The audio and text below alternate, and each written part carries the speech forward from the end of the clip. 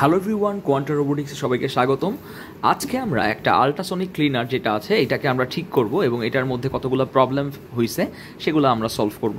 তো ultrasonic cleaner জিনিসটা কি, এটার মধ্যে যখন আমরা কোনো একটা ময়লা কোনো একটা জিনিস রাখি, কোনো একটা মেটাল বা যে কোনো একটা জিনিস, তখন সেটাকে ক্লিন করে ফেলে এবং দেখা যায় বিভিন্ন ল্যাবরেটরিতে কিন্তু এটা ইউজ করা হয় এবং বিভিন্ন স্বর্ণের দোকানে, যেখানে মনে করেন স্বর্ণের চেইন অথবা রূপার চেইন, এই টাইপের জিনিসগুলো ক্লিন করা হয়, একদম নতুনের মতন হয়ে যায় এটার মধ্যে দিলে। আর এটা ম্যাক্সিমাম তো ল্যাবেই কাজ করা হয়, ল্যাবের বিভিন্ন রকমের কেমিক্যালগুলো পরিষ্কার করার জন্য এটা বেস্ট। তো এটা আল্ট্রাসাউন্ড তৈরি করে এবং এটার সাহায্যে যে কোনো কিছুকে ক্লিন করে। আর এখানে আমরা যেটা ক্লিন করব সেটা রেখে দিব, সাথে আবার কিছু সলিউশন মানে পানি দিব, পানির সাথে সাথে আরও কিছু দিব আর কি, যেটা ক্লিন করবে এটাকে। এই যে এখান দিয়ে পানি চলে যাওয়ার ব্যবস্থা আছে এবং সেই পানিটা এখান দিয়ে বেরোয় যাবে। এখানে এক্সট্রা পাইপ লাগানো যায় এবং এইখানে কন্ট্রোল প্যানেল দেখতে পাচ্ছি আমরা, এখানে পাওয়ার আছে। তো পাওয়ারের পরে আছে আমাদের স্টার্ট বাটন, স্টপ বাটন, ওই একই বাটন। তারপরে হিট আপ এবং ডাউন করা যায়, টাইমার আছে, টাইমারের সাহায্যে আমরা টাইম আপ ডাউন করতে পারি। এবং এইটা যেহেতু কাজ করছি আমরা, এটার মধ্যে আমরা একটু দেখতে পাচ্ছি এই যে এইটা পুরো কন্ট্রোল প্যানেল, এইটা পুরো মাদারবোর্ড, এটার মাদারবোর্ড, এটার মধ্যে ডিসপ্লে আছে এবং এখানে রিলে দেখতে পাচ্ছি আমরা, রিলে আছে এবং এখানে আরও অনেকগুলো জিনিস আছে দেখতে পাচ্ছি। এবং এই যে এগুলো দেখতেছি আমরা, এগুলা বেসিক্যালি আল্ট্রাসনিক, বড় বড় আল্ট্রাসনিক সেন্সর, এগুলোকে অনেক সময় ট্রান্সডিউসার বলা হয়, ট্রান্সডিউসার।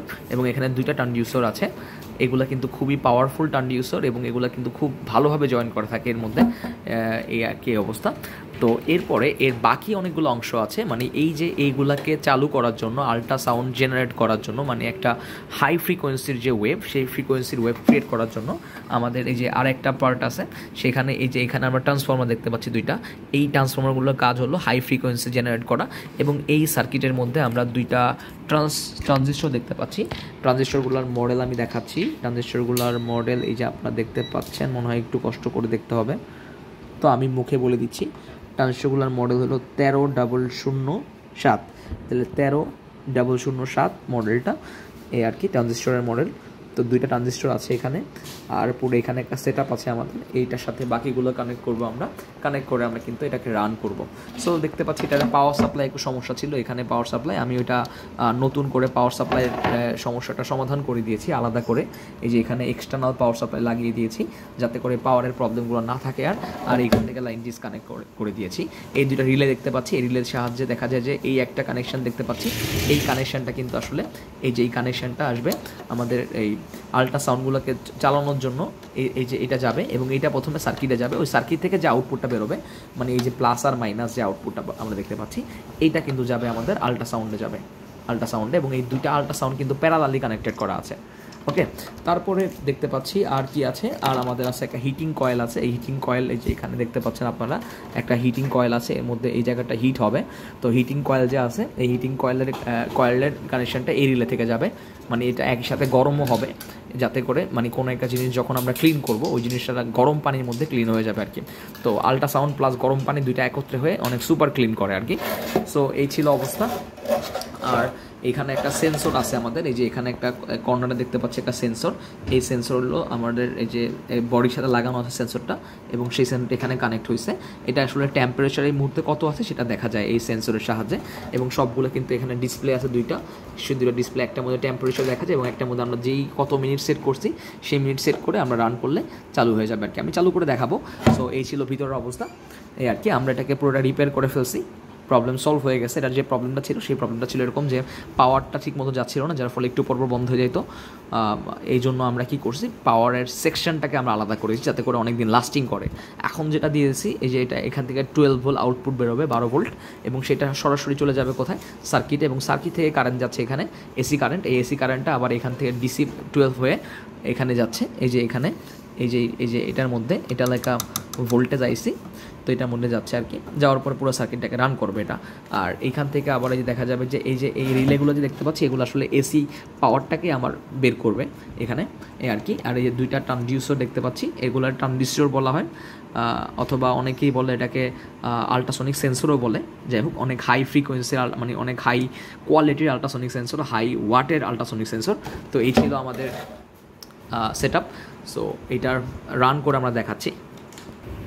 তো আমরা এখন আমাদের এটার মধ্যে পানি ঢালতেছি, পানি ঢেলে দাও, পুরো ঢেলে দাও। ব্যাস, তো পানি ঢালা হয়ে গেছে। আপাতত কিছু দিব না, আমরা বাস টেস্ট করবো জাস্ট।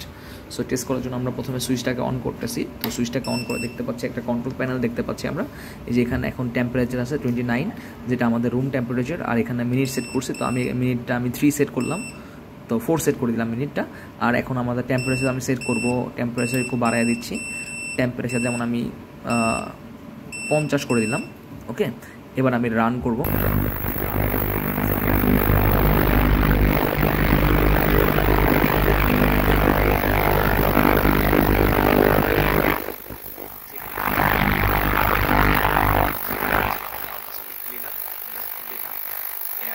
তো আমাদের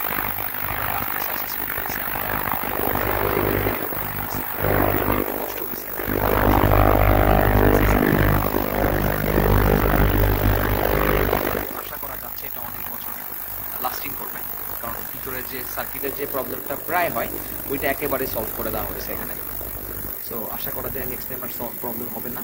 এই যে টেম্পারেচার বাড়তেছে, এখন 31 আছে, এটা বাড়তে বাড়তে 50-এ পৌঁছাবে। 4 মিনিটের জন্য আমরা দিয়েছি, ঠিক 4 মিনিট পর এটা আমার নিজে নিজে বন্ধ হয়ে যাবে। আর আমরা যদি চাই ইনস্ট্যান্ট বন্ধ,